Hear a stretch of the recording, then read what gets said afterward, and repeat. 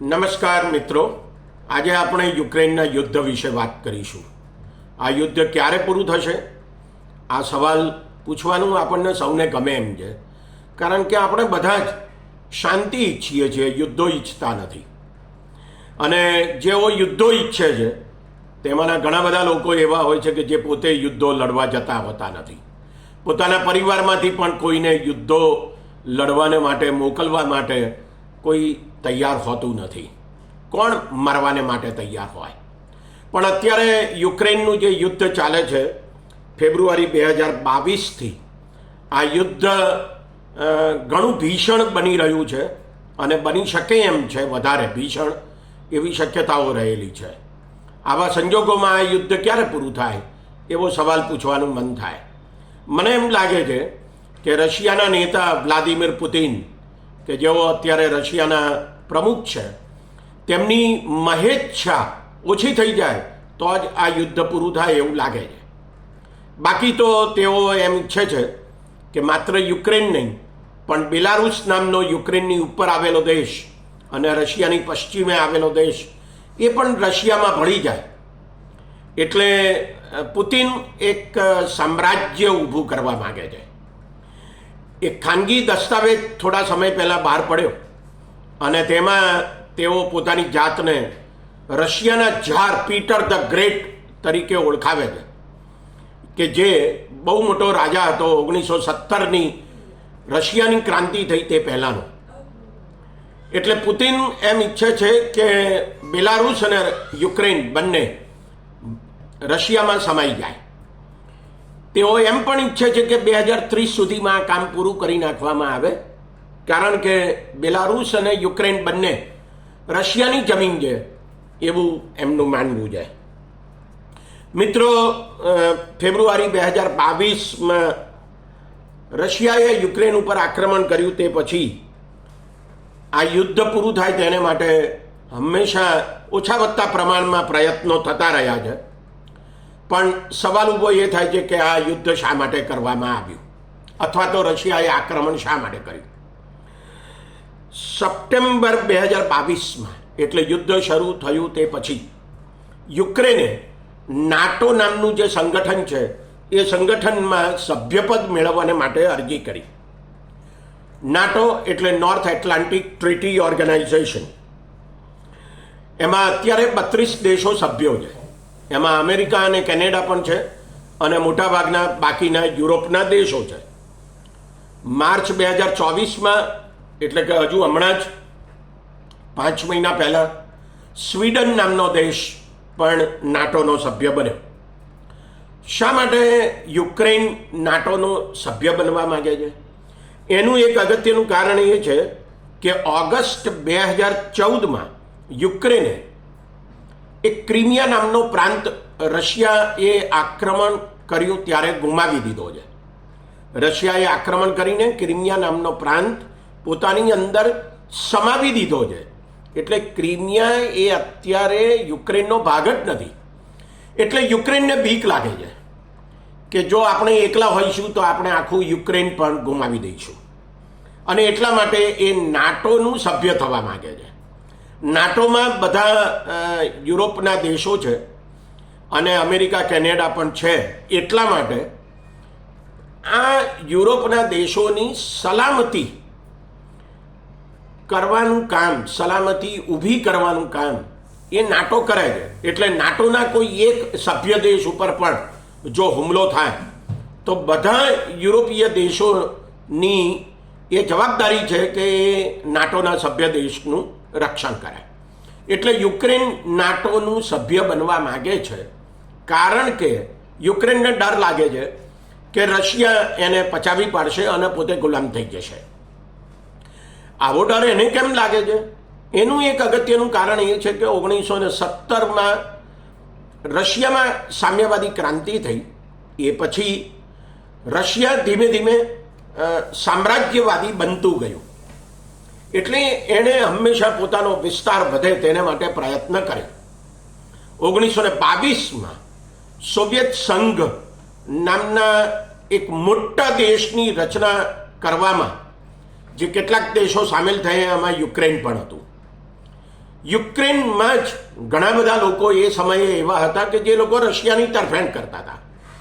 આજે પણ ઘણા બધા લોકો એવા છે કે જે લોકો રશિયાની તરફેણ કરે છે યુક્રેનની અંદર રહીને, કારણ કે તેઓ એમ સમજે છે કે પોતે રશિયન છે અને રશિયન ભાષા બોલે છે.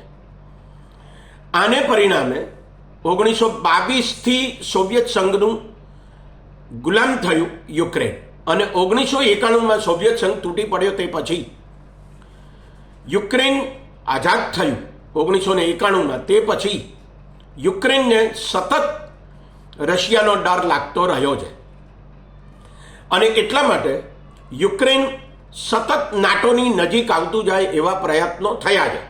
1994માં શાંતિ માટેની ભાગીદારી અંગેની સમજૂતી થઈ નાટો સાથે. 1997માં નાટો અને યુક્રેન કમિશન નિમાયું.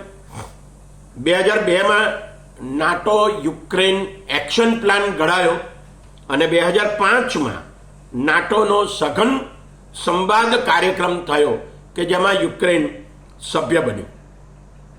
આ રીતે જુઓ તો નાટો સાથે નાટો જોડવો એની શરૂઆત 1994થી થઈ ગઈ હતી. 2018માં છેવટે યુક્રેનના બંધારણમાં સુધારો કરવામાં આવ્યો અને નાટોનું સભ્યપદ મેળવવું એવું નક્કી થઈ ગયું, અને તેને પરિણામે પુતિનના પેટમાં તેલ રેડાયું. એને એમ થાય છે કે જો યુક્રેન નાટોનું સભ્ય થશે તો પછી સીધી લડાઈ યુક્રેન સાથે નહીં પણ નાટો સાથે થશે. પશ્ચિમ યુરોપના દેશો અને યુરોપના બાકીના દેશો એટલે કે પૂર્વ યુરોપના દેશોને પણ સતત રશિયાનો ભય અત્યારે લાગે છે. એટલે જો યુક્રેન રશિયાના હાથમાં જતું રહે તો પછી બાકીના દેશો જે સોવિયત સંઘમાંથી છૂટા પડ્યા એ બધાને પણ ગળી જાય રશિયા એવું બની શકે.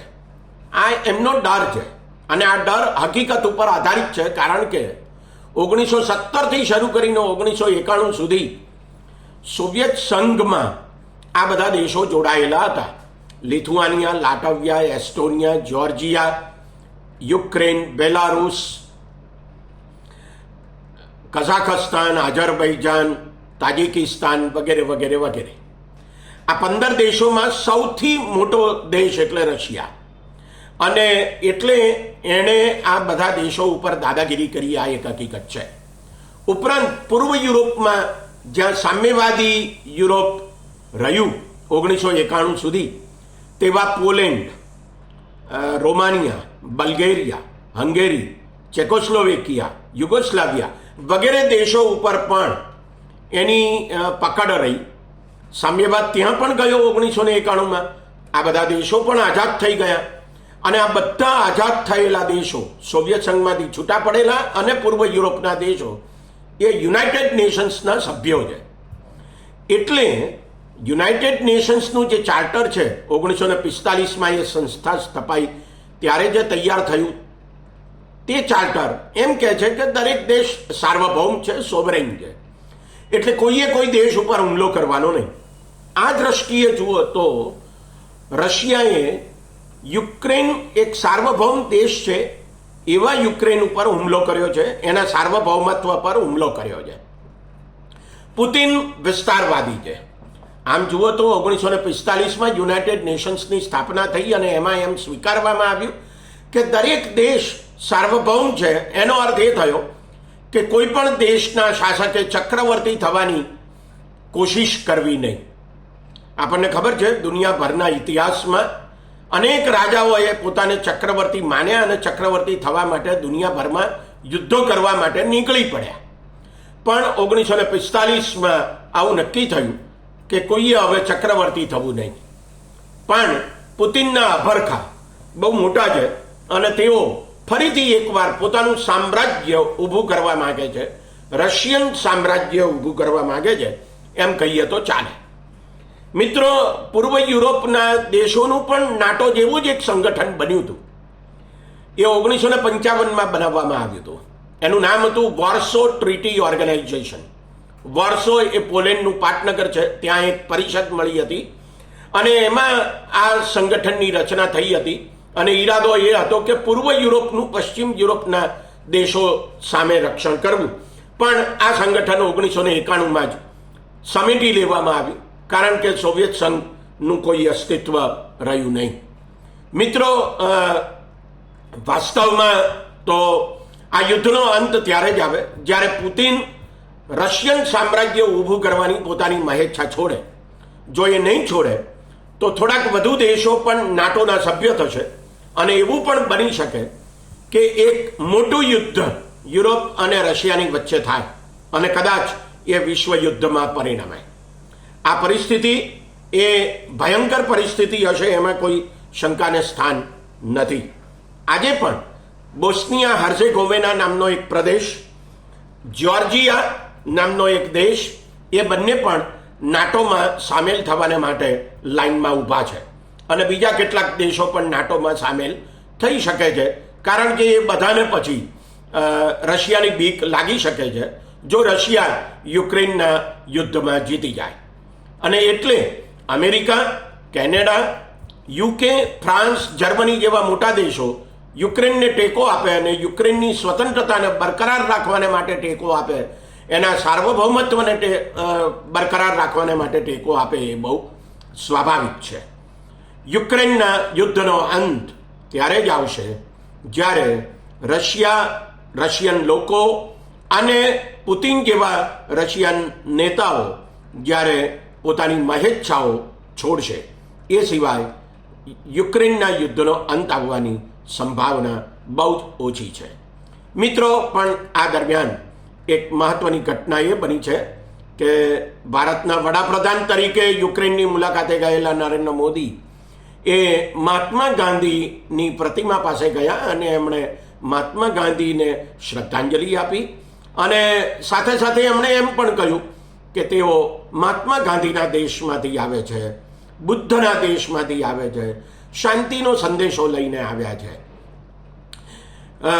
ગાંધીના આદર્શોથી સાવ વિપરીત રીતે ચાલનારી વ્યક્તિ એવા નરેન્દ્ર મોદીને વિદેશોમાં જઈને મહાત્મા ગાંધીને યાદ કરવા પડે છે, એ પણ એક વિડંબના છે. નમસ્કાર.